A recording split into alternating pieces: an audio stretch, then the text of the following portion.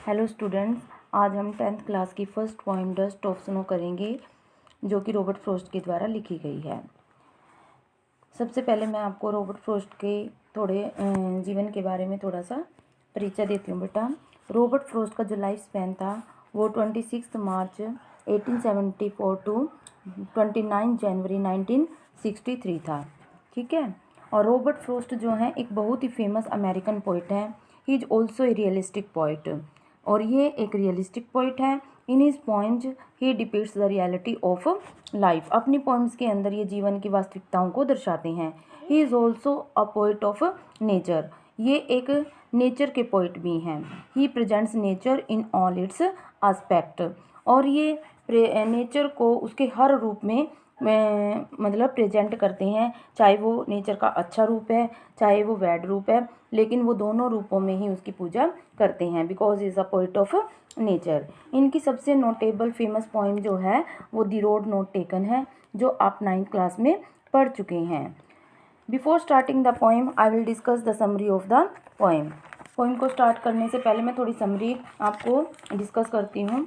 क्या होता है बेटा, इस पोइम के अंदर जो पोइट हैं रॉबर्ट फ्रॉस्ट वो सैड मूड में होते हैं, और ही वो standing under a hemlock tree.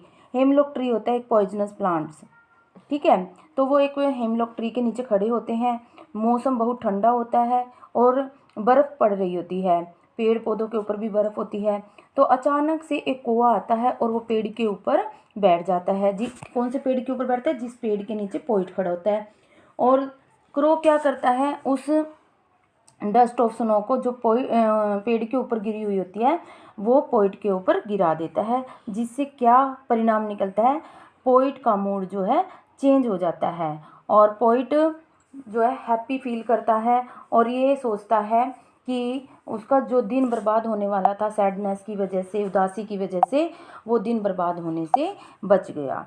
ठीक है, let us start the poem. The way A crow Shuk down on me the dust of snow from a hemlock tree. Shuk down means मतलब एकदम झटके के साथ गिरा देना। डस्ट ऑफ स्नो, डस्ट का मतलब धूल नहीं है, बल्कि डस्ट का मतलब यहाँ पर क्या है?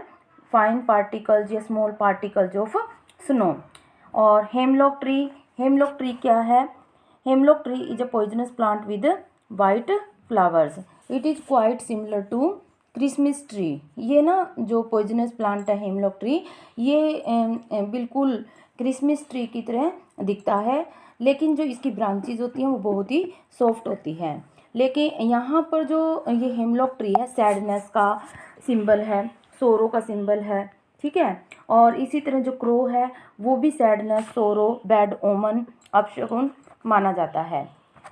देखिए, the way A crow Shuk down on me the dust of snow from a hemlock tree. एक कौवे ने शुक डाउन झटके से गिरा दिया, द डस्ट ऑफ स्नो बर्फ़ के कण, फ्रॉम ए हेमलॉक ट्री से मेरे ऊपर। तो पोइट क्या कहना चाहता है कि पेड़ के ऊपर जो कौवा बैठा हुआ था उसने एकदम से झटके के साथ डस्ट ऑफ स्नो को मेरे ऊपर गिरा दिया। Second stanza, has given my heart a change of mood and saved some part of a day I had rued. और जिसका परिणाम क्या निकला? किसका परिणाम?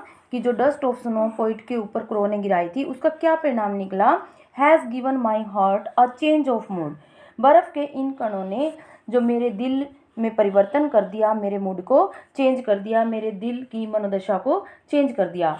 And saved some part of a day I had rued का मतलब क्या होता है?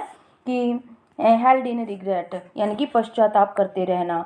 तो पोइट क्या सोचता है कि जब उसका दिल परिवर्तित हो जाता है तो उसका सेव्ड सम पार्ट, कुछ जो भाग है वो बच जाता है, of a day I had rude.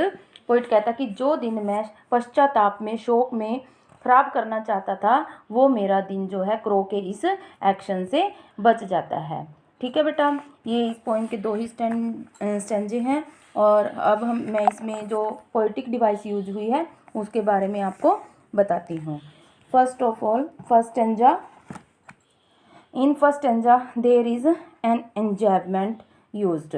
इंजैबमेंट क्या होता है बेटा, देखो when the same sentence continues to the next line without the use of any punctuation mark is called इंजैबमेंट। देखो फर्स्ट लाइन में कोई पंक्चुएशन मार्क नहीं है, सेकंड लाइन में भी कोई पंक्चुएशन मार्क नहीं है, कोई फुल स्टॉप कॉमा कुछ भी नहीं है, थर्ड लाइन में भी कोई पंक्चुएशन मार्क नहीं है, और फोर्थ में भी कोई पंक्चुएशन मार्क नहीं है। तो पूरा का पूरा stanza without punctuation mark use हुआ है, so there is used an enjambment.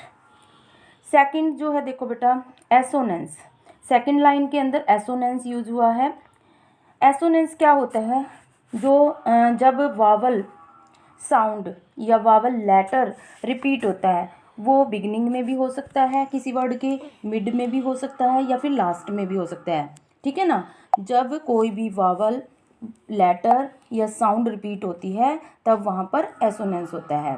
Second line के अंदर देखेंगे शुक, शुक में ओ, डाउन, डाउन में भी ओ, और ऑन, ऑन में भी ओ। ओ जो है वावल है, तो वावल साउंड रिपीट हो रही है, so there is used poetic device assonance, ठीक है। और इसके अंदर जो राइमिंग स्कीम है देखें, क्रो। राइम स्कीम हम कैसे देखते हैं बेटा, जो स्टेंजा होता है उसके लास्ट वर्ड को देखते हैं, उनकी साउंड को देखते हैं। अब जैसे फर्स्ट स्टेंजा है क्रो, क्रो में ओ की साउंड है तो इसे हम ए नाम देंगे। मी, मी में ई की साउंड है, इसका नाम बी रखेंगे। और स्नो, स्नो में फिर से ओ की साउंड है तो सिमिलर नेम ए, और ट्री में ई की साउंड है तो बी। तो rhyme scheme is A B, ठीक है। अब सेकंड स्टेंजा देखेंगे, सेकंड स्टेंजा में भी इंजैबमेंट है बेटा। देखो फर्स्ट लाइन में कोई पंक्चुएशन मार्क नहीं है, सेकंड लाइन में भी कोई पंक्चुएशन मार्क नहीं है, थर्ड लाइन में भी कोई पंक्चुएशन मार्क नहीं है, ठीक है। So when there is no punctuation mark then there is enjambment. और सेकंड पोएटिक डिवाइस जो यहाँ पर यूज हुई है बेटा एलिट्रेशन। एलिट्रेशन में क्या होता है, जब कॉन्सोनेंट साउंड या कॉन्सोनेंट लेटर रिपीट होता है बेटा स्टार्टिंग में, at the starting of the word, word के स्टार्टिंग में जब कोई भी कॉन्सोनेंट लेटर सेम रिपीट होता है वहाँ पर एलिट्रेशन होता है। जैसे फर्स्ट लाइन के अंदर है हैज़, हैज़ में एच और हार्ट में भी एच, तो एच एच जो है ये कॉन्सोनेंट है और कॉन्सोनेंट रिपीट हो रहा है, इसीलिए यहाँ पर एलिट्रेशन है। In third line saved some, saved में एस, सम में भी एस, तो यहाँ पर भी क्या है एलिट्रेशन है।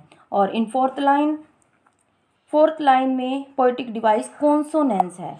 कॉन्सोनेंस क्या होता है बेटा, जब कॉन्सोनेंट लेटर बिगिनिंग में, मिड में या एंड में कहीं पर भी मतलब बिना किसी सीक्वेंस के रिपीट होता है तो वहाँ पर कॉन्सोनेंस होता है, ठीक है ना। जैसे फोर्थ लाइन में डे, डे में डी, बिगिनिंग में है डी, हैड, हैड में डी लास्ट में है, और र्यूड में भी डी लास्ट में है, तो इनका कोई सीक्वेंस नहीं है कि स्टार्टिंग में ही है या फिर लास्ट में है, तो कहीं पर भी हो सकता है ये कॉन्सोनेंट लेटर रिपीट, शुरू में भी, बीच में भी और लास्ट में भी। जब ऐसे कॉन्सोनेंट लेटर रिपीट होते हैं तो वहाँ पर कॉन्सोनेंस होता है, ठीक है बेटा। ये थी आपकी first point dust of snow. Okay, thanks.